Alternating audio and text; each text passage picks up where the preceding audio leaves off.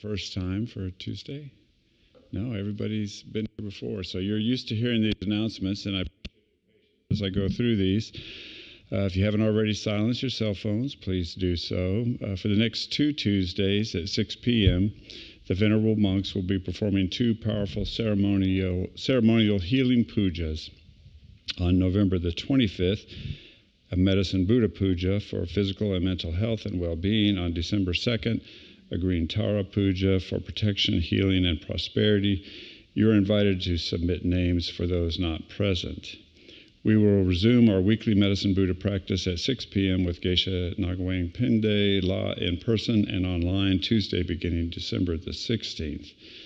Next week, for our Tuesday evening public talk at 7 p.m., His Eminence Gonsal Rinpoche will speak on gratitude as path, Buddhist perspectives on thankfulness and appreciation. And this will be Gonsal Rinpoche's first Tuesday talk, so I'm looking forward to that, to hear him. On Wednesdays at 7 p.m., the monks conduct evening prayers for His Holiness the Dalai Lama's long life and other teachers. Weekly programs for November 27th through the 30th are canceled for the Thanksgiving holiday break. So don't come on that weekend. The Venerable Monks will be offering traditional filling of statues and stupas, followed by a sacred consecration ceremony in person and online on Tuesday, December 9 at 6:30 p.m. We invite you to drop off or ship your statues and stupas used for personal devotion and practice to be filled and consecrated by the monks. We also have a limited selection available in the gift shop. Statue drop-off and ship receiving deadline is Tuesday, December the 2nd.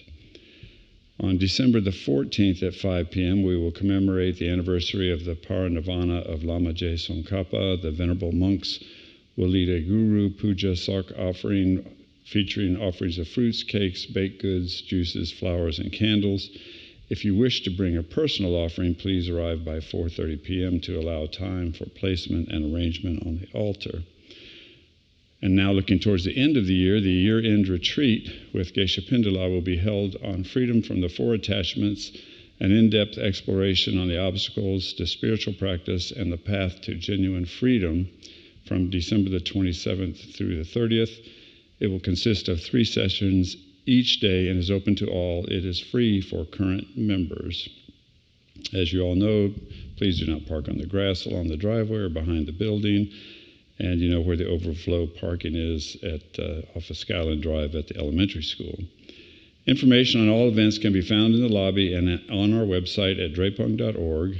And if you're interested in volunteering, see myself or Michael DeFell, who's at the door back there. And then if you're interested in becoming a member to support our ongoing programs and take advantage of benefits like discounts on courses and retreats, applications are available in the library. You can also register online. And now finally, there is a donation box near the entrance to this room, just on the outside there. And your generous support helps us continue to offer programs and services like this to our Atlanta community and to those around the world through our online platforms. And if somebody's watching online, you can also go to drepung.org if you'd like to contribute in that way. And so now it's okay to stand up and we'll greet Geshe Lobsang La.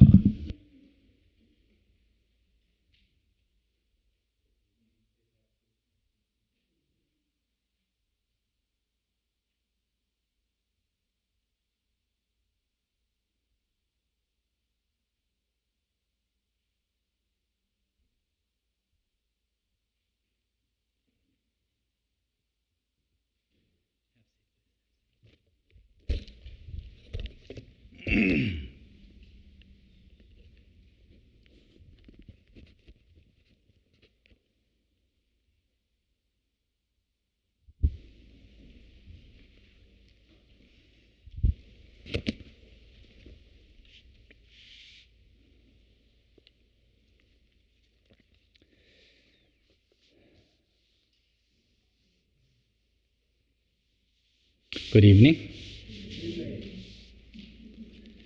Shall we do some chanting? Yes? We like doing chanting?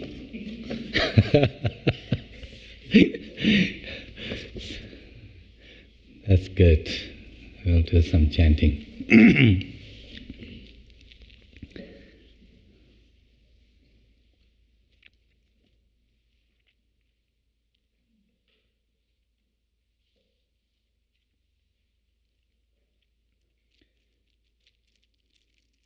So you familiar with the meaning of this mantra, right? Heart. The mantra of the Heart Sutra. Tadyatha gate gate paragate parasamgate bodhi swaha. Sanskrit. Tadyatha gate gate paragate parasamgate bodhi swaha. It's a beautiful mantra. So profound. Like Om Mani Padme Hum, another mantra. All the mantras are profound, you know.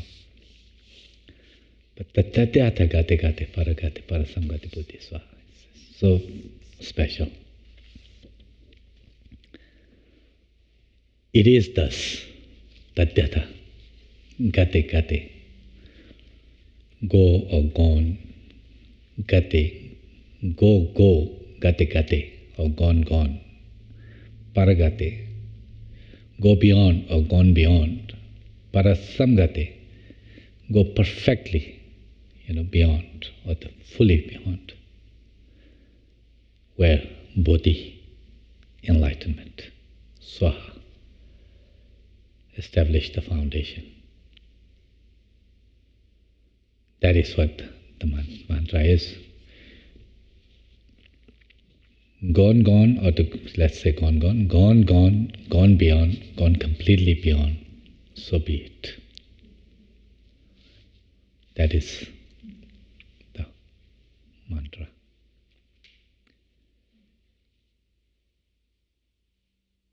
Gone. What is what is it that when we think about to progress, going, from one step to the next and like that. If the goal is the full enlightenment, full awakening, then we can see that several stages that mark as several milestones towards that full enlightenment. It is presented as paths, path of accumulation, path of preparation, path of seeing, path of meditation or the familiarization, and then path of no more learning, no meditation, beyond meditation. Meditation, if it is to familiarizing, that is actively familiarizing with the certain qualities. Beyond no more learning is the way you are. This has become part of you. It has become, your nature. That no more need to work on. But then, take us from where we are now to a state where our compassion is unbiased and boundless. Do you think this will happen just by itself? Not, of course, right? So, but do you think that can happen?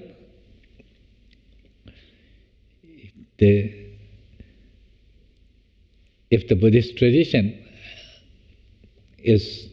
has any validity, yeah, that's the whole thing about is that Mahayana path is about taking our compassion, taking our wisdom to that state of perfection, taking our generosity to a state of perfection, taking our ethics to a state of perfection, taking our patience to it, taking our diligence, perseverance, taking our concentration, mindfulness to the perfection. 6 paramitas, 6 perfections we talked about. Enlightened state is like that. So Buddhahood is that state. But achieving there is about cultivating 2 parts. I mean, there are many, but broadly, two parts: wisdom and method. Wisdom of reality. Wisdom, reality is not just one thing. Reality can be different levels of reality. At one level we can say that this flower, one level of reality is, say, it has petals and shape and colors and like that. That's one reality. Another level of reality, you can say that this flower is not permanent, fixed in time and space, fixed. It's changing, it's dynamic, it's changing moment by moment. If you take it, bring it down to the cellular level, the molecular level, it's changing. If you take it to the like subatomic level, it's popping in and out. There's no, it's not a static thing. It's changing moment by moment. That's another part of its reality. If you take even deeper, is there such thing as a flower just by itself? Anywhere in this petal or any whole or in parts or anywhere, there's no such thing that exists by itself. It's only in the context, in relation, causal relation, spatial relation, part relation, its parts to whole, and relation to our conception, what we construct as flower, relation to our labels. We call it flower. It's all. Is there anything outside of that that exists pure flower? In the Buddhist tradition, no. Nagarjuna's tradition, no. There are no such thing as the Platonic forms or the ideas. Transcendent reality, this is shadow, but real flower is somewhere else. No such thing. What you are saying is this is it.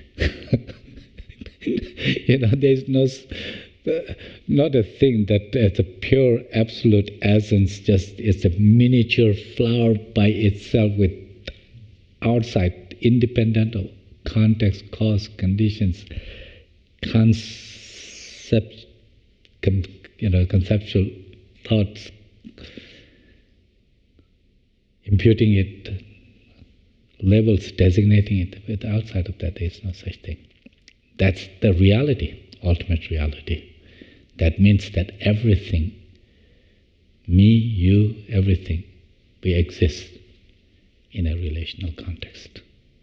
We exist conventionally, not absolutely. There's no such thing as absolute flower, absolute me, and like that. That's what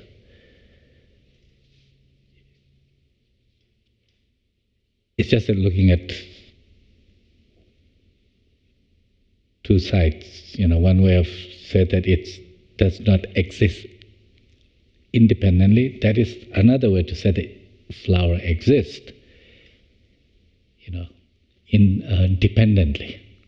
dependently of reason. It doesn't negate the existence of flower. It simply negates the absolute flower.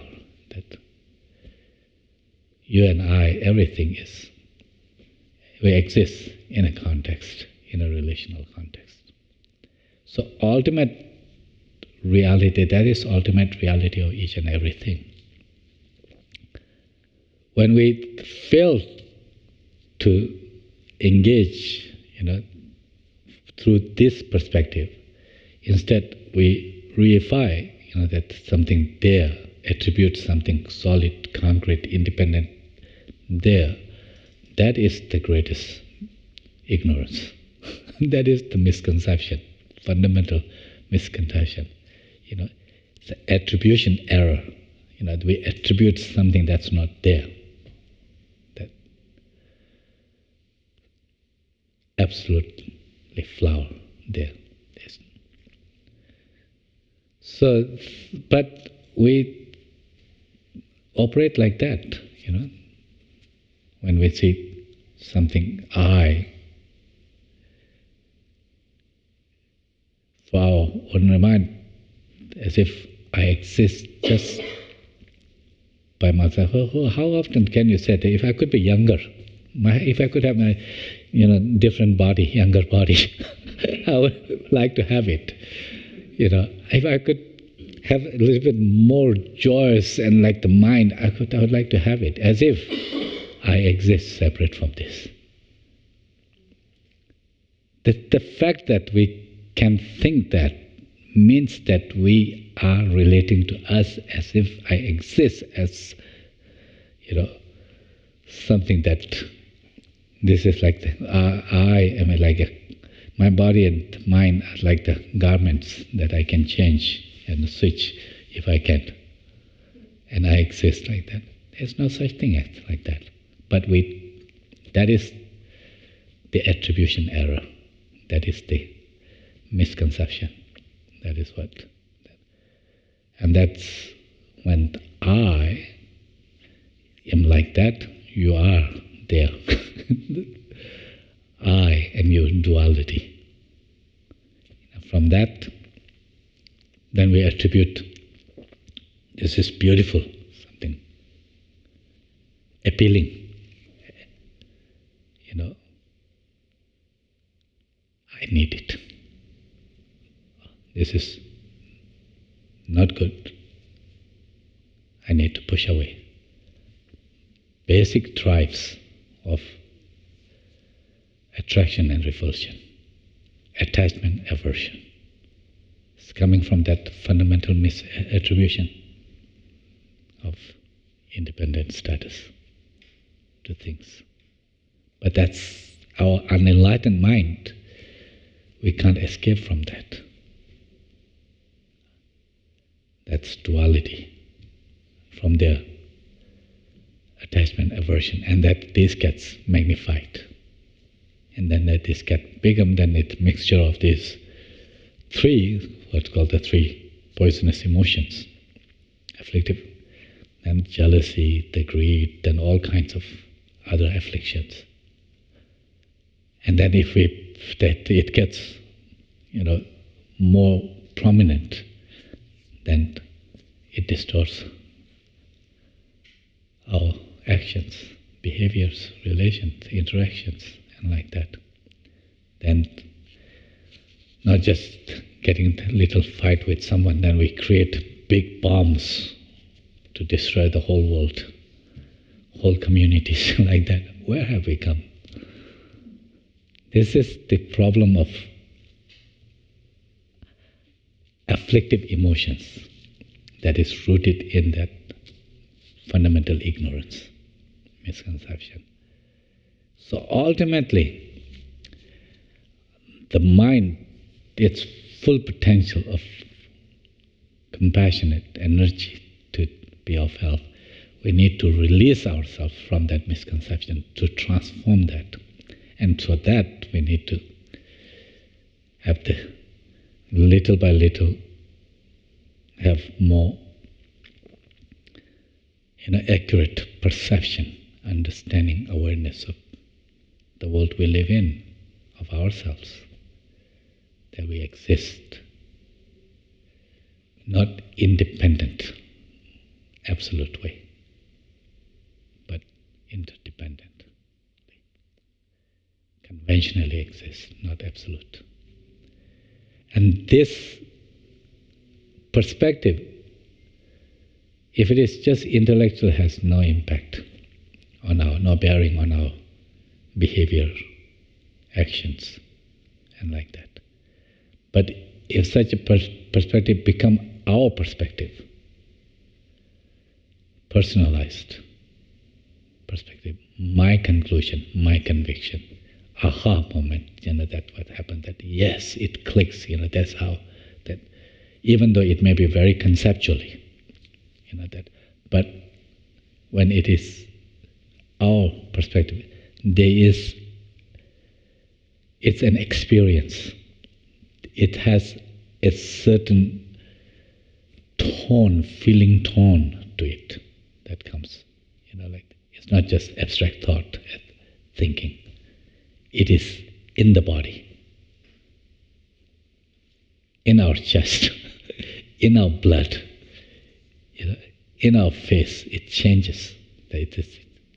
It manifests in our physiology, physiological changes. It has entered an emotional level, tone, and evoke an emotion that emotes you, that moves you. That instead of just abstract thought, it can, but it's something that is felt. Now, at momentary levels of this, and as kind of,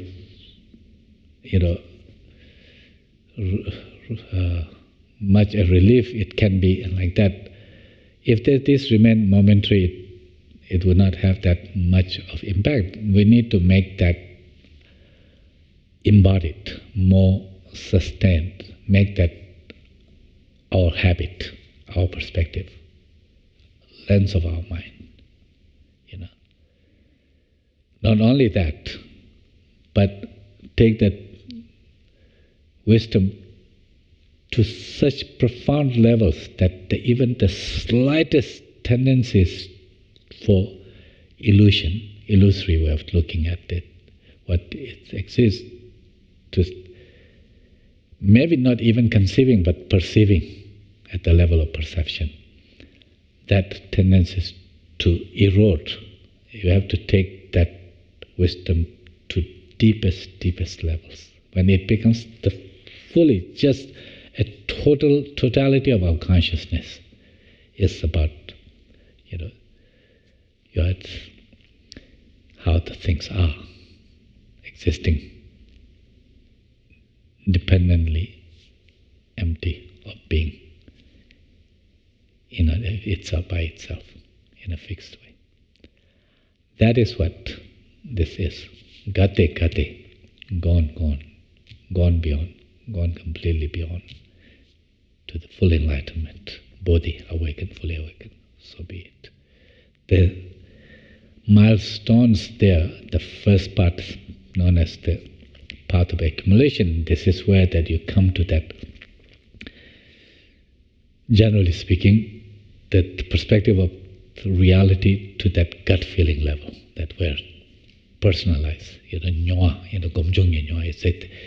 an embodied experience level. From there still is very conceptual, that what is understood and what is understanding, there's big gap, duality. Part of preparation is where it comes almost that it's almost like that it is duality of experience, but it hasn't really, that's still subtle. When you can see it, the path of seeing, the direct experience, non-conceptual, that is what.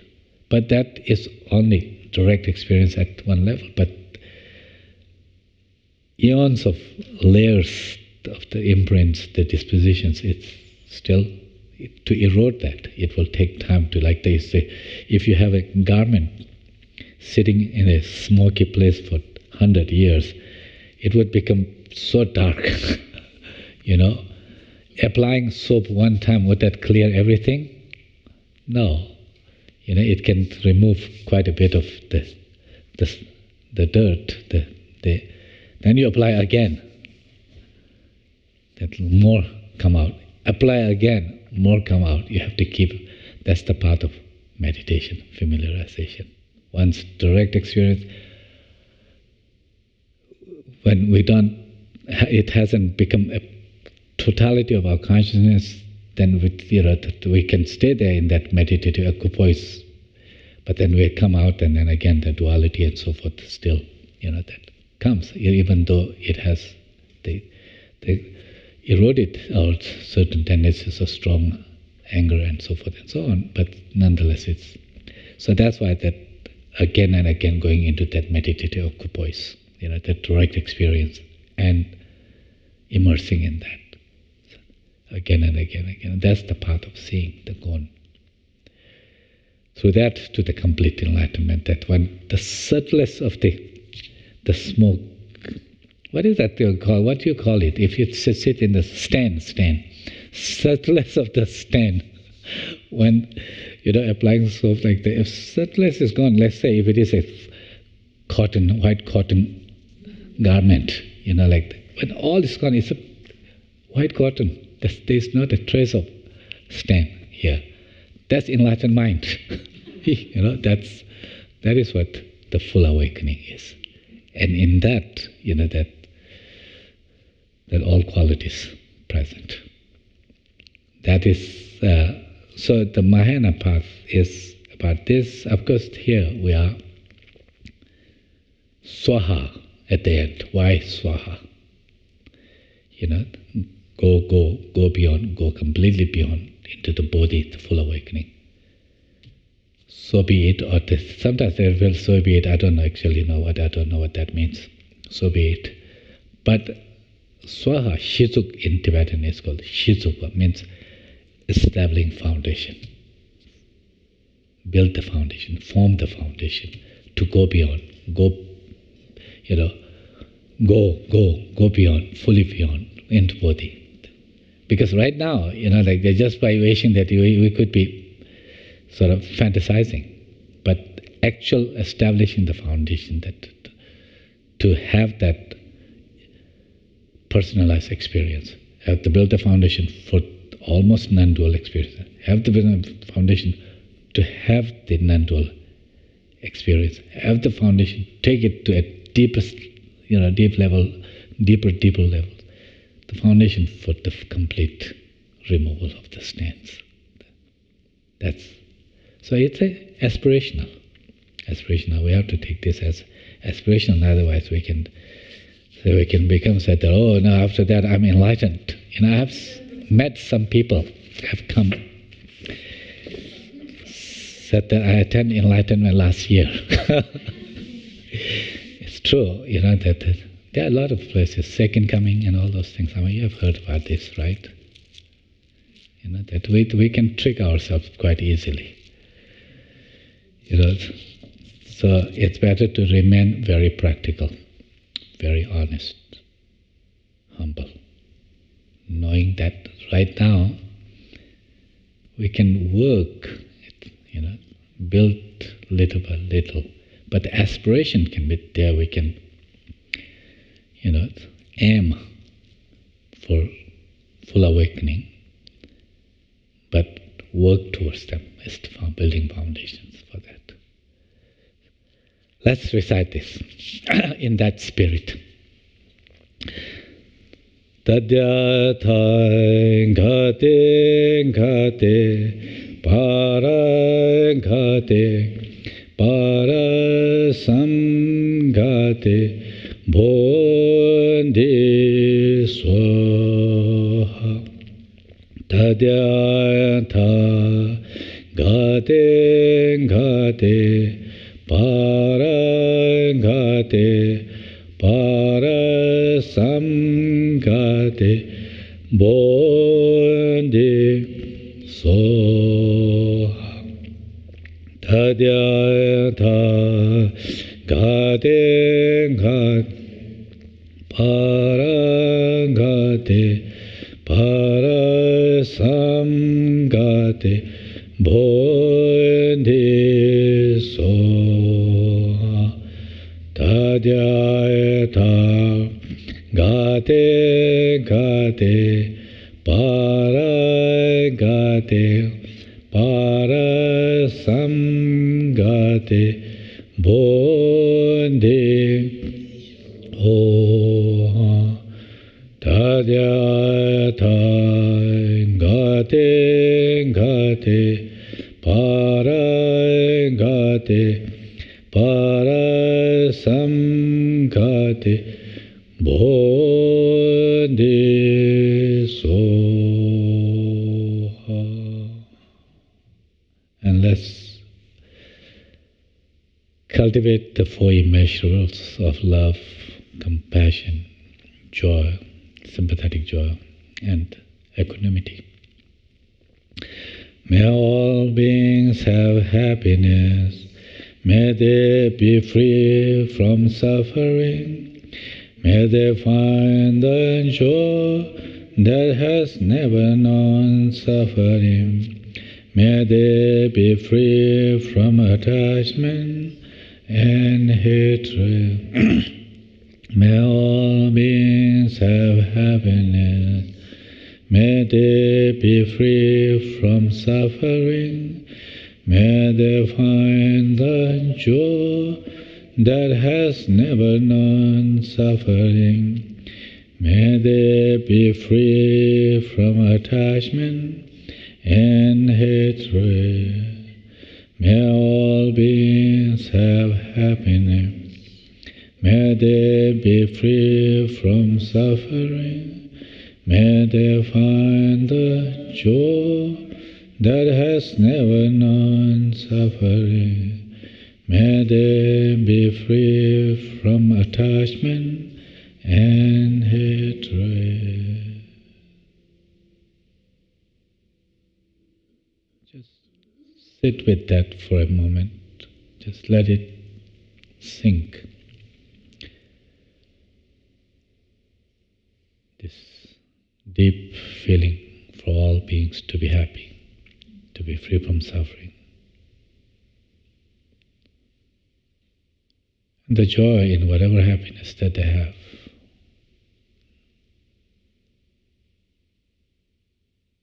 Equanimity on our part. These all beings, just like us, want to be happy, to be free from suffering.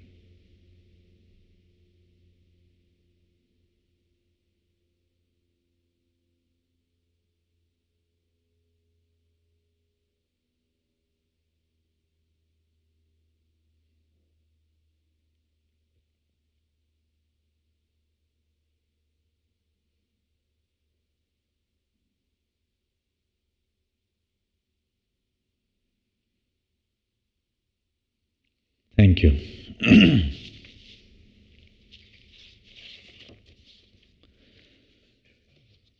So now we have half an hour or so to discuss about this last verse in the 8 verses of mind training, and we will conclude with a brief meditation at the end. But shall we first recite these 8 verses, as we have been doing? Let's do it. By thinking of all sentient beings as more precious than a wish-fulfilling jewel, for accomplishing the highest aim, I will always hold them dear. Whenever I am in the company of others, I will regard myself as the lowest of them all, and from the depth of my heart, cherish others as supreme. In every action, I will catch my mind, and the moment destructive emotions arise, I will confront them strongly and avert them, since they will hurt both me and others. Whenever I see ill-natured beings, or those overwhelmed by the heavy misdeeds of self-suffering, I will cherish them as something rare, as though I have found a precious treasure. Whenever someone out of envy does me wrong by attacking or belittling me, I will take defeat upon myself and give the victory to others. Even when someone I have helped or in whom I have placed great hopes mistreats me very unjustly, I will view that person as a true spiritual teacher. In brief, directly or indirectly, I will offer help and happiness to all my mothers, and secretly take upon myself all the hurt and suffering.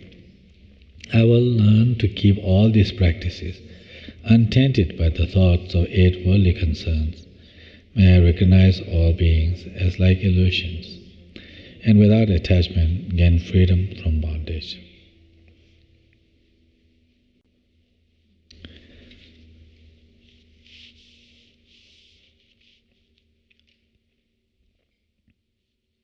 Again, sentiments expressed in these, you can see that, at this point we need to take it as aspirational. that to cherish all beings as more precious than the most precious thing we can think of in terms of material things. It's hard, Yes, your little baby, I'm sure to you, is the most precious that is on this earth. But when it comes to someone who you don't agree with, whose values, behaviors, ideologies, political ideologies, religious ideologies, others are behaviors you don't agree with, how precious they are, how much do we really feel endearing? It's not that easy. Otherwise we will all be enlightened by now. It's not easy. But we can have that aspiration. Work towards that. That goal is not about overnight becoming a Bodhisattva or the Buddha or the enlightened. Goal is that can we take make a slight progress? Can we change a little bit? That itself will have a huge impact on our lives, like that. So that's why that the idea that cherishing others is more precious than wish-fulfilling jewel. If there's a jewel that can fulfill all our mundane wishes of food, so forth and so forth. Sentient beings are more precious than that.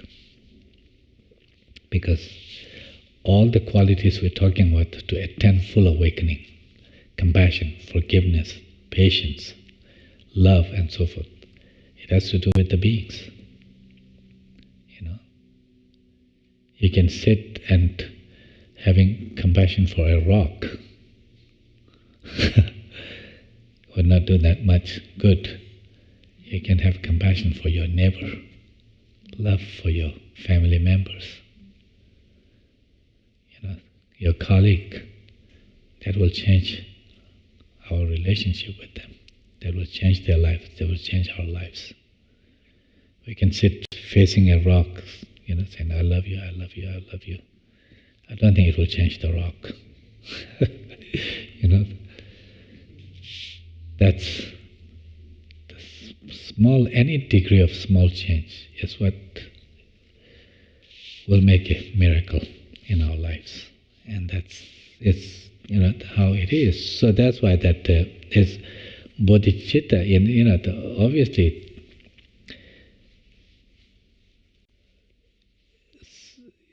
to embody such a resolve, such a feeling, such a state of mind, it's something that we need to work on, cultivate. But can we expand our heart so much that where others will feel, whether in a real moment of interaction or the needs and like that, that others' well-being, others, will become priority than my own. We talked about like how as parents you had that, right, with the babies, like that. That's natural. That is in our genes. The nature has built that in, selected that kind of capacity. Otherwise, how would we? If that becomes so transactional, or they calculate it, like that. Oh, I will help my baby now. Then when I'm older, then my baby will, take care of me. That kind of calculation doesn't go there. That it's not that. It is the nature has instilled in us this affiliative drive. There are three kinds of drives as embodied beings we are, or systems you can call it. Threat system. This has to do with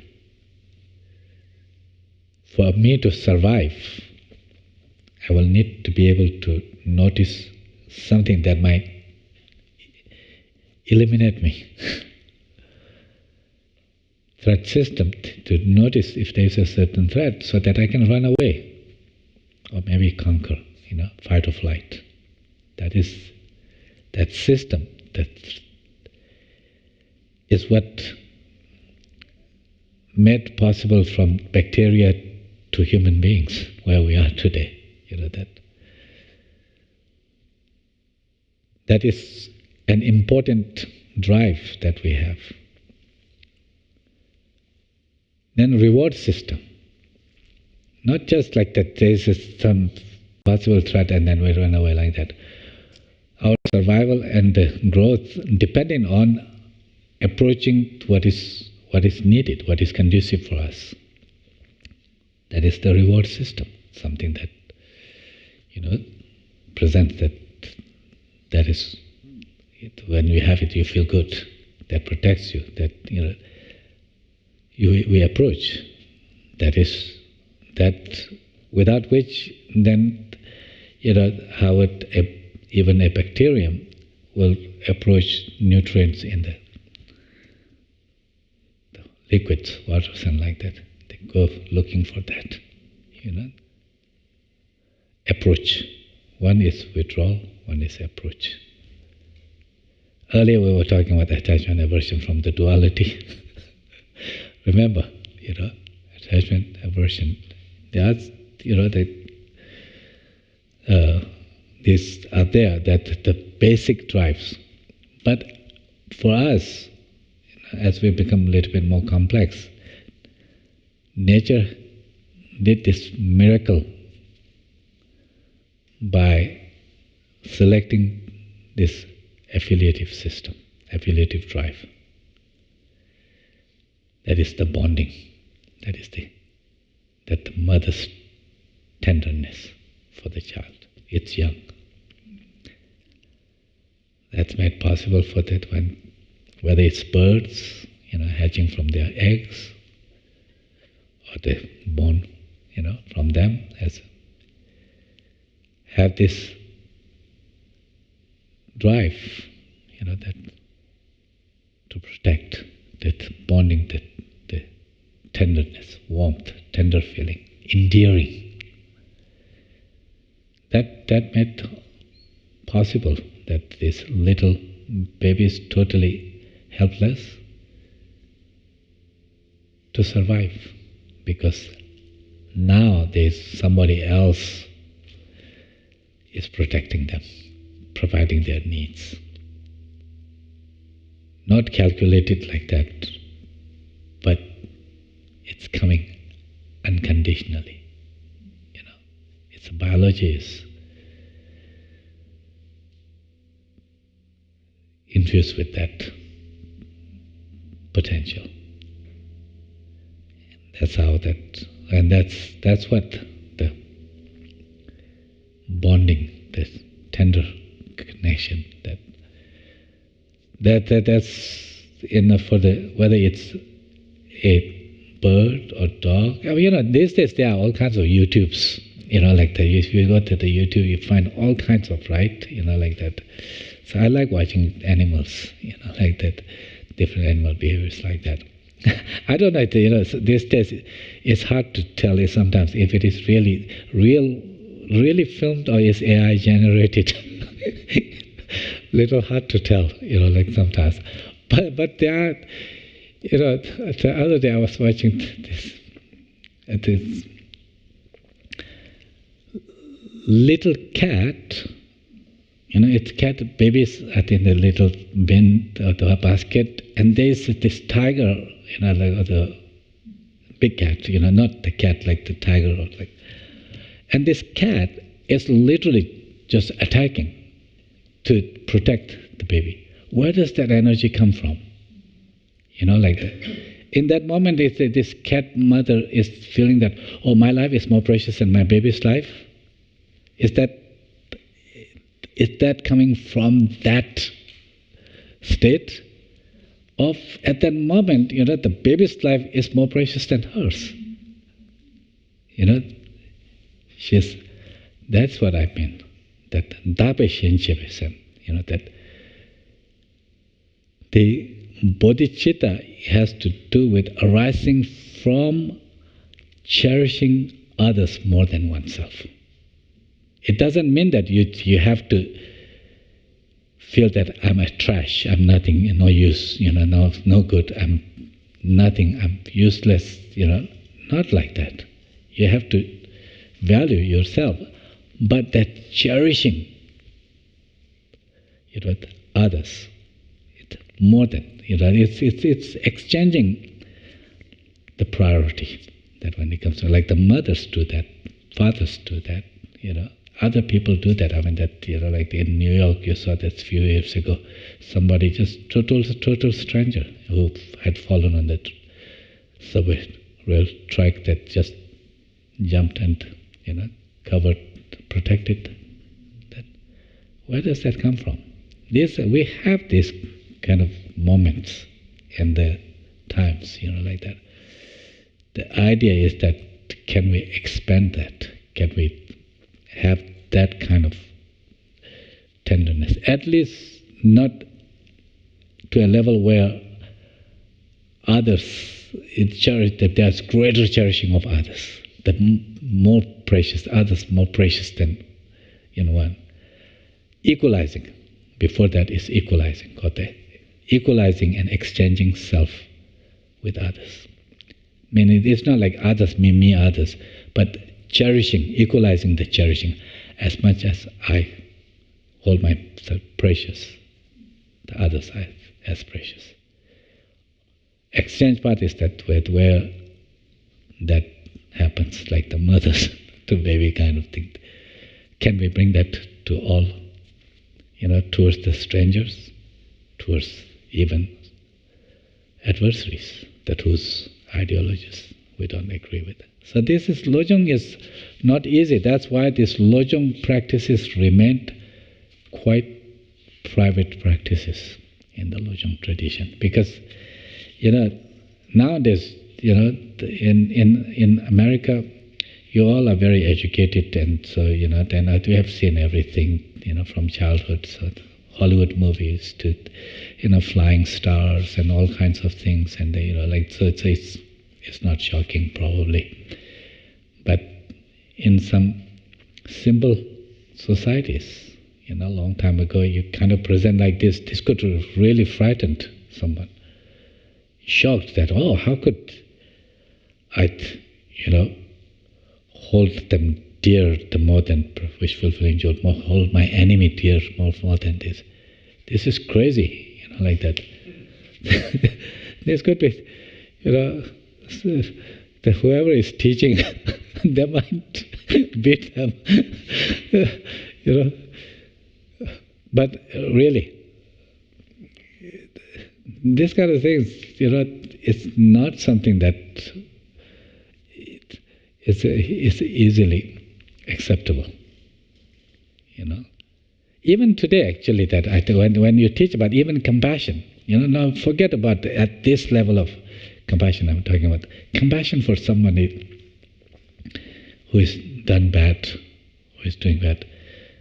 You have pushback. You know, people said, why do you need to forgive this person? Why need to have compassion? These are bad people, evil people. Do you hear that? You know? Huh? I don't want to feel that way. Right, yeah, we don't want to feel that way, but, you know, like that, but we do have that, you know, that this. So you can imagine that, you know, why this had to remain quite private. Lo-Jong teachings remain quite, you know, that the practitioner who are practicing, because it takes all that humility also, that you have to accept that this is not easy, this is something that you are trying to, you know, practice. You are not there. This is a work, but, you know, the aspirational. That's why.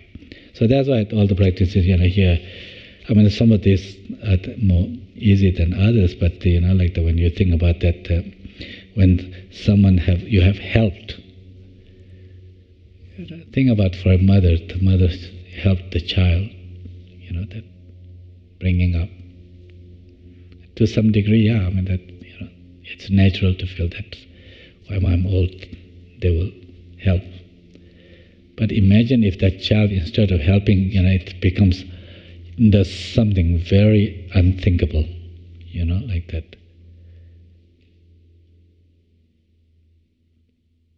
Even when someone I have helped or in whom I have placed great hopes mistreats me very unjustly, how easy it would be to hold that love, to see them, like that. This is what it means. It's not easy, like that. That's why Lo-Jong teachings are not just kind of nice poetic verses, that this presents a very systematic ways of going about expanding this love and compassion, forgiveness, and all these things. That brings us to the last one, where I will learn to keep all these practices when you are doing this, Want to cherish others, see others as teachers, even they are dead and done wrong, and like that.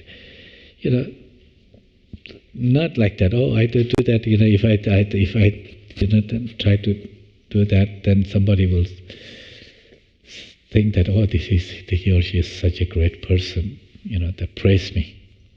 Or if I do something like that, that they will give me some money, or that's like that I will become wealthy, or like that. Or that they will maybe elect me to become a leader, and I will have the powers like that, prestige. Not like in the sense that like there is happening that I will have such a kind of pleasure, like that. These are the worldly concerns, that's it.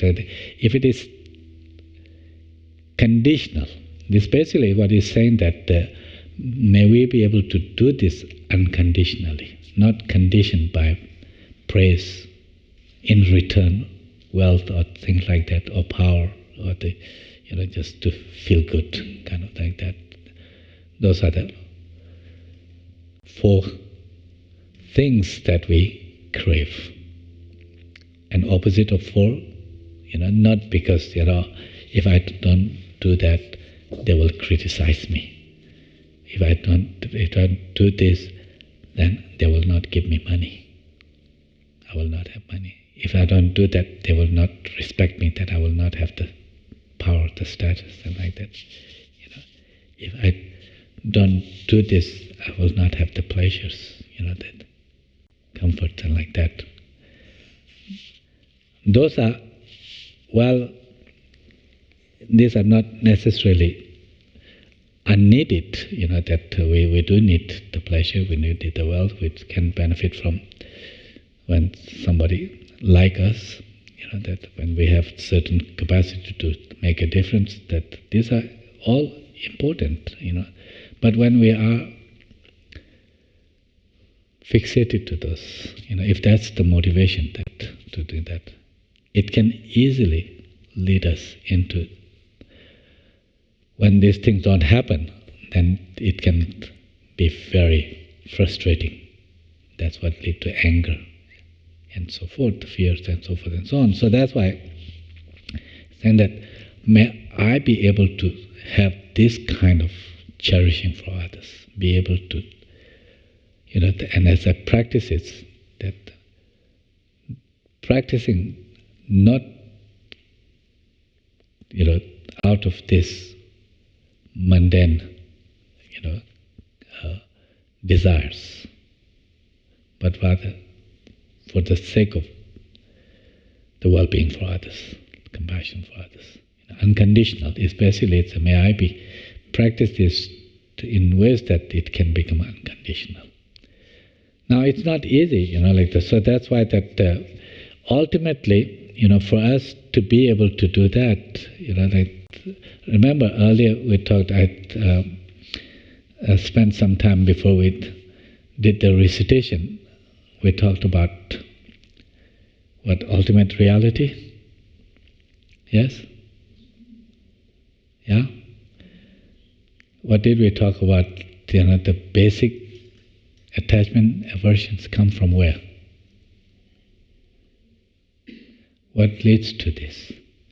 Fundamental misattribution, ignorance, misconception that seeing I real as others real, this real, that real,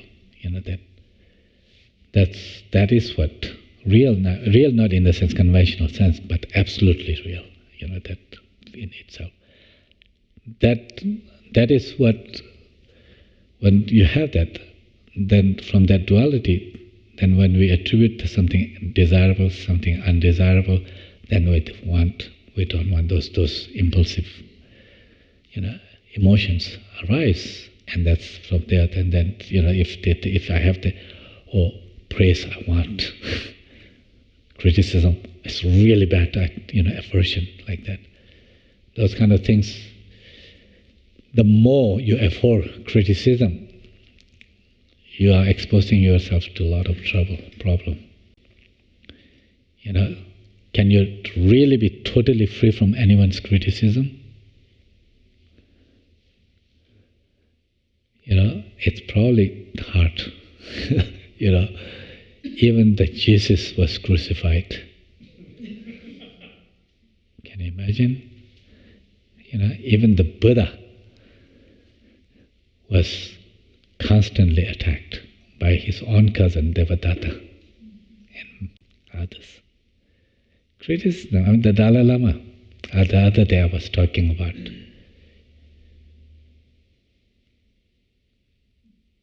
Such vicious attacks like the monk in the wolf clothes, or the monk with the devil's heart or whatever, like that criticism to the Dalai Lama. Remember, that splitist and all kind of things. Who are we to expect that we will have a life, everybody throwing flowers, no thorns. That's not possible. This is not realistic. To what extent our dislike for criticism, to what extent our obsession for praise, that will determine, when praise doesn't come our way, how we feel. When criticism come our way, how we feel.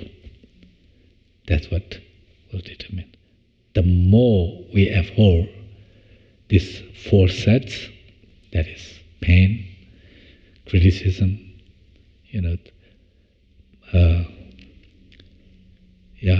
pain, criticism, loss of wealth, relationship, whatever, like that, and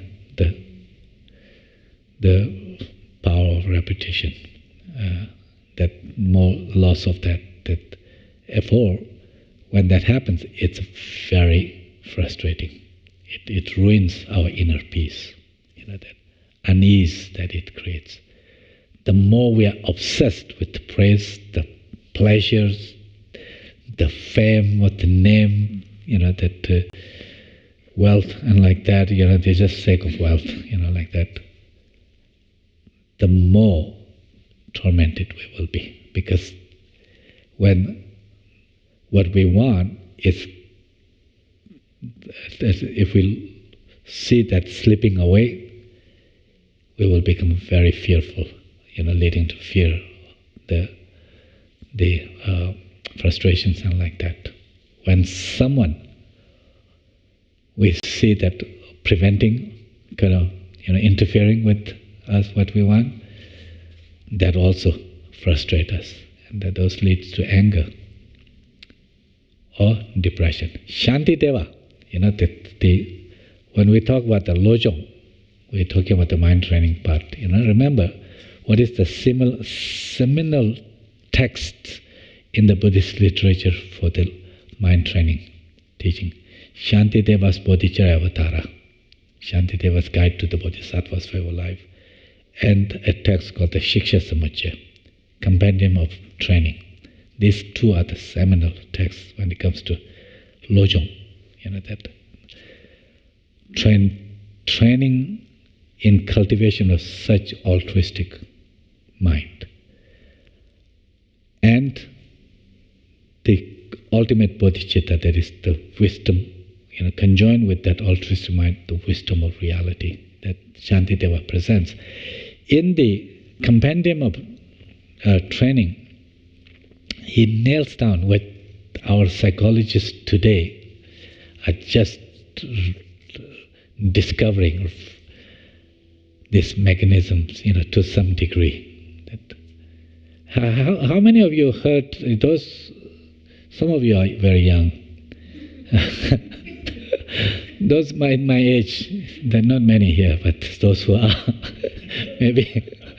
How many of you heard, before 2000, year 2000, something called self-compassion?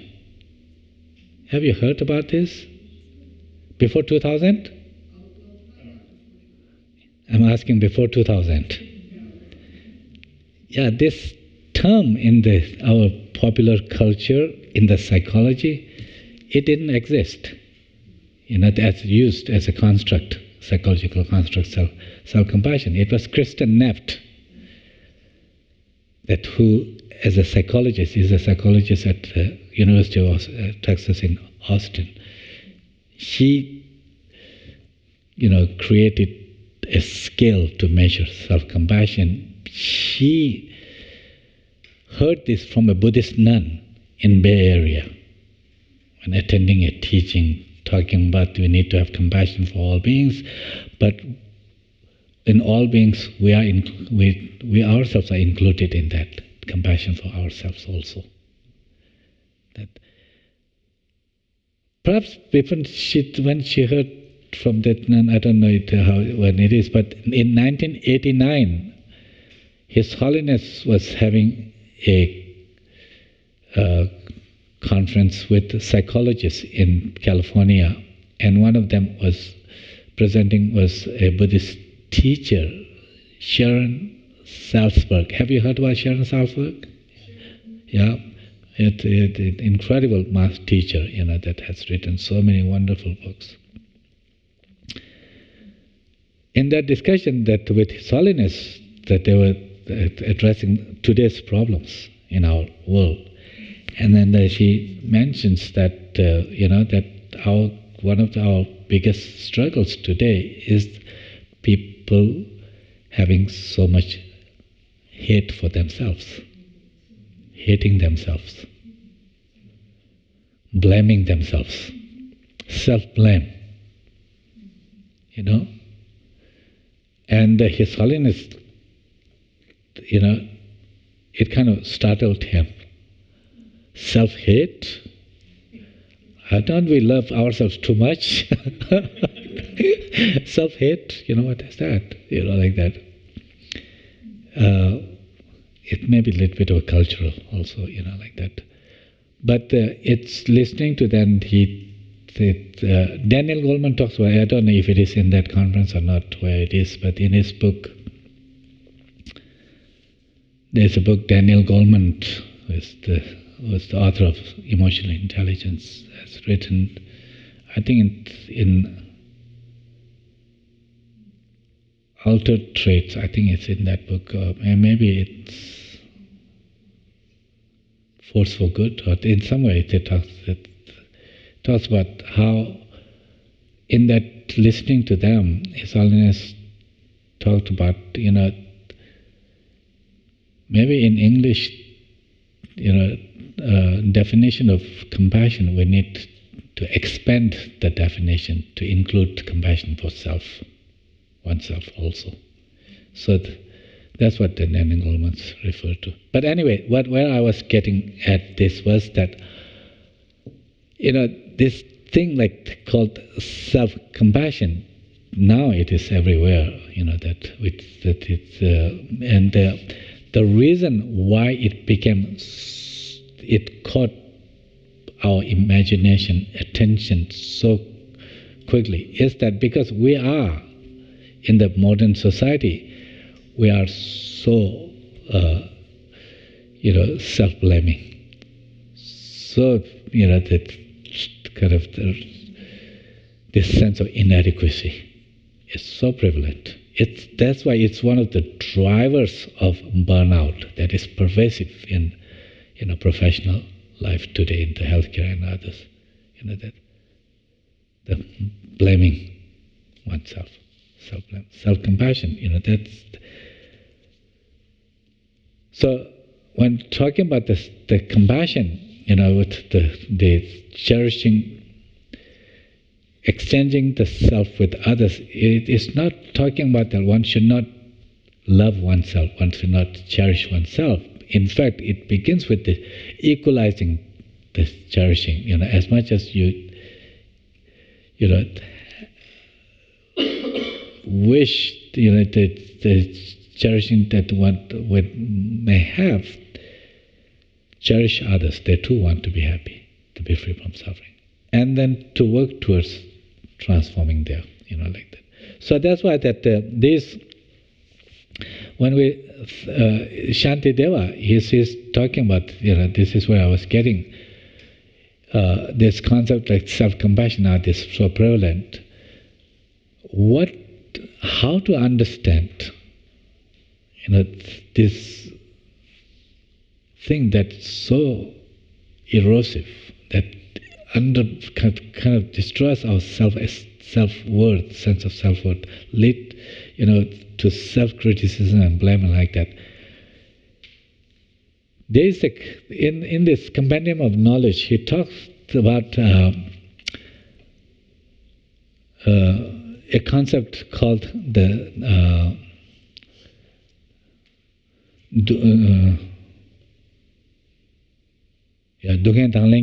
it's a concept, has to do with the inner fortitude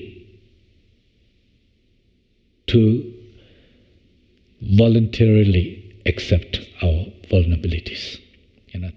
This inner capacity to embrace our vulnerabilities. That it is when we cannot embrace, that's where then this becomes a problem with something, pain I don't want at all. That loss, no way, like that. That then if it happens, then it frustrates you. So Shantideva pins down that what leads us to this aggression and depression. One of many ways. One of them is when we abhor,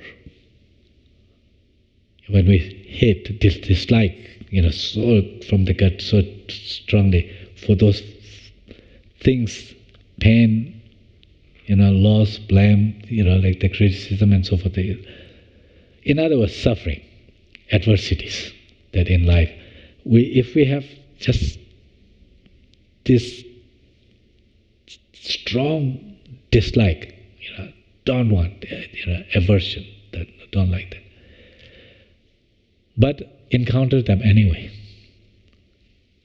We need to,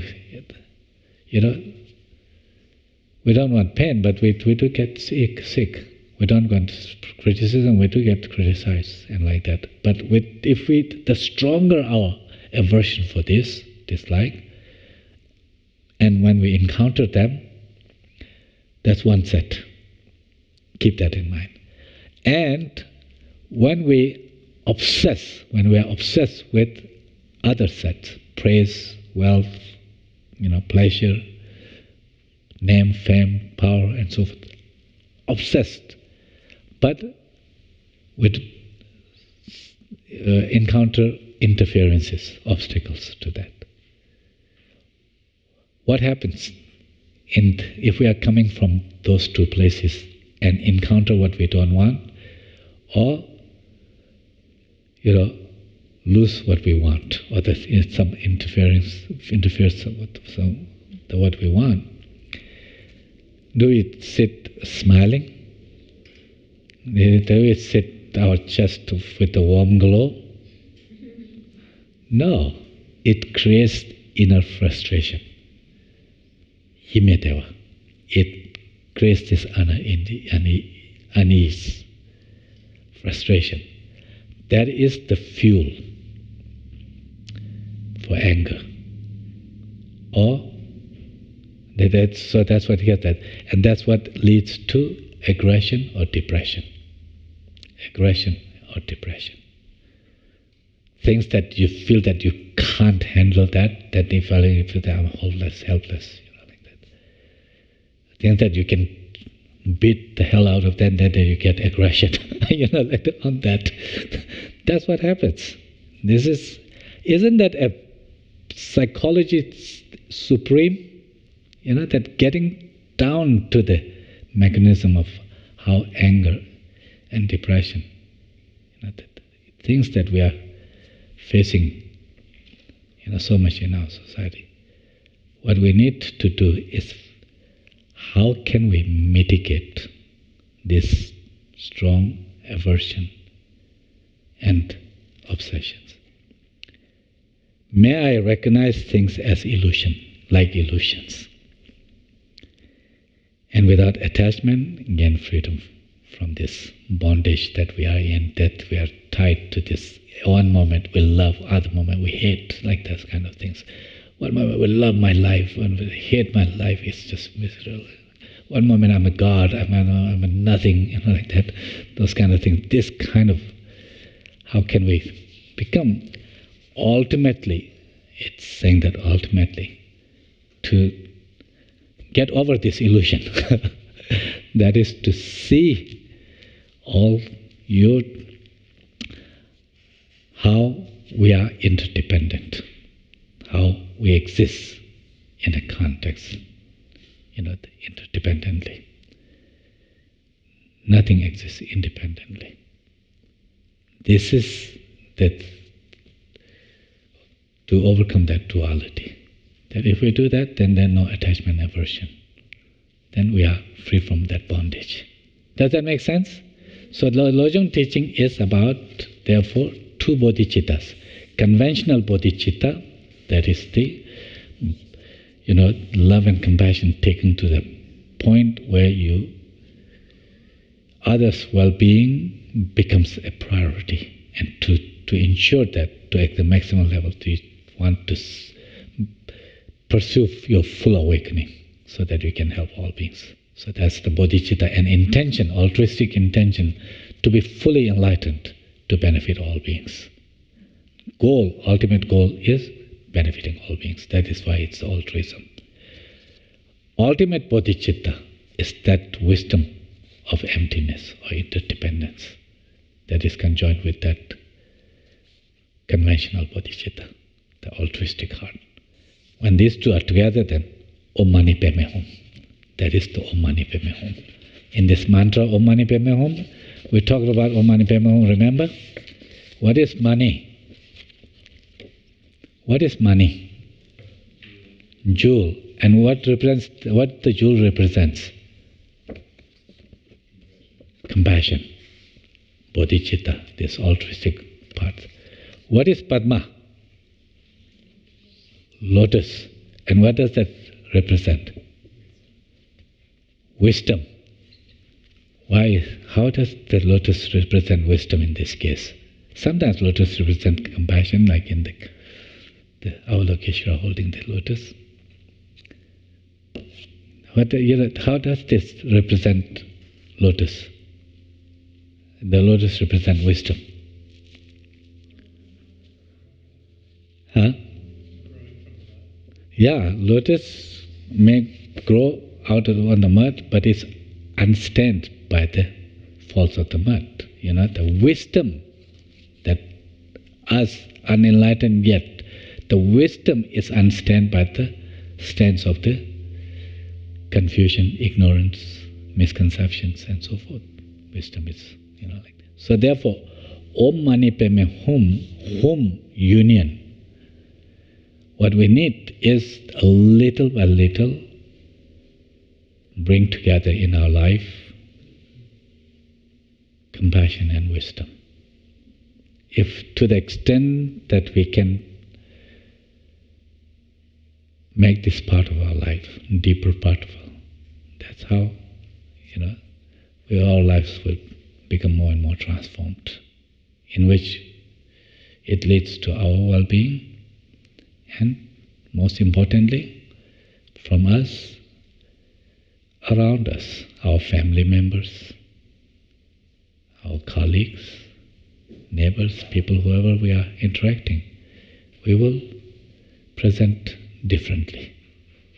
We will respond differently to their situation, their needs, and so forth. That's what can lead to the greater well-being in the society, in the community, in the family, in the world. Let's recite this mantra with the spirit that, setting this intention, at least, to work to integrate wisdom and compassion in our lives so we can transform the way that how we act physically, verbally, and attitudinally. Om symbolizing body, speech, and mind to transform.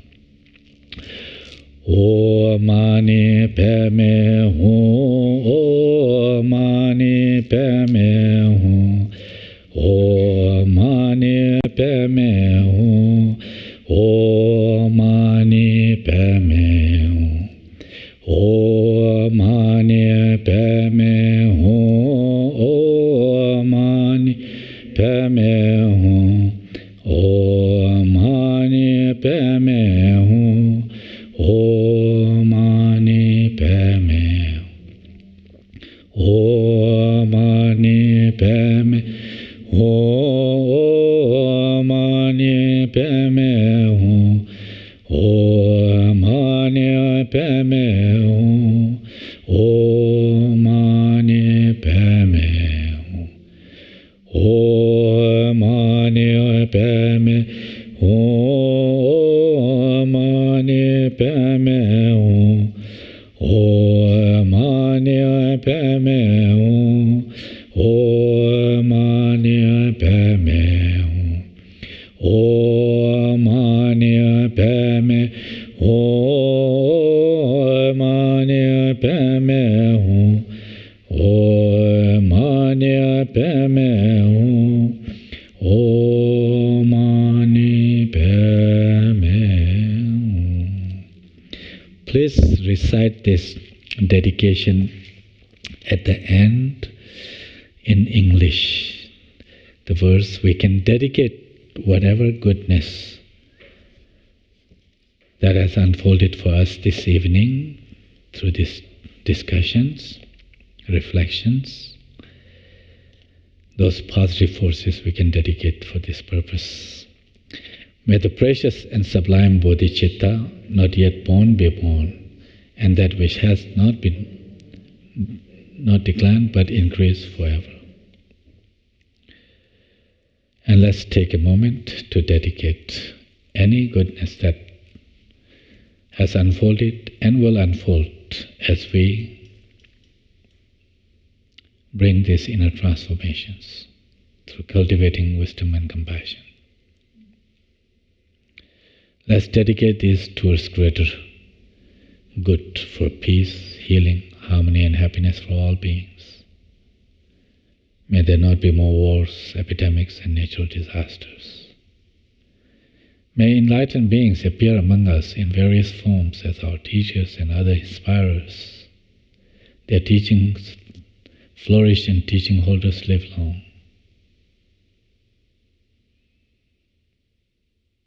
Please take a moment to dedicate the merits for long life and good health of His Holiness the Dalai Lama and other great beings on this earth who are source of inspiration for love, hope, peace, compassion for so many beings. May they live long, have good health, and may their altruistic aspirations for this world be realized soon. We can conclude this by setting an intention to take any insights, any level, degree of understandings that we have cultivated here, to bring that into our everyday life. finding opportunities in small ways, that where we can bring compassion into our action, whether it's just giving a smile to someone who may be sitting with feeling disconnected or feeling in despair, or reaching out to those people that who we haven't spoken, just letting them know that we love them or are grateful for them, or in any other ways, the small ways that we can finding opportunities to bring our compassion into action.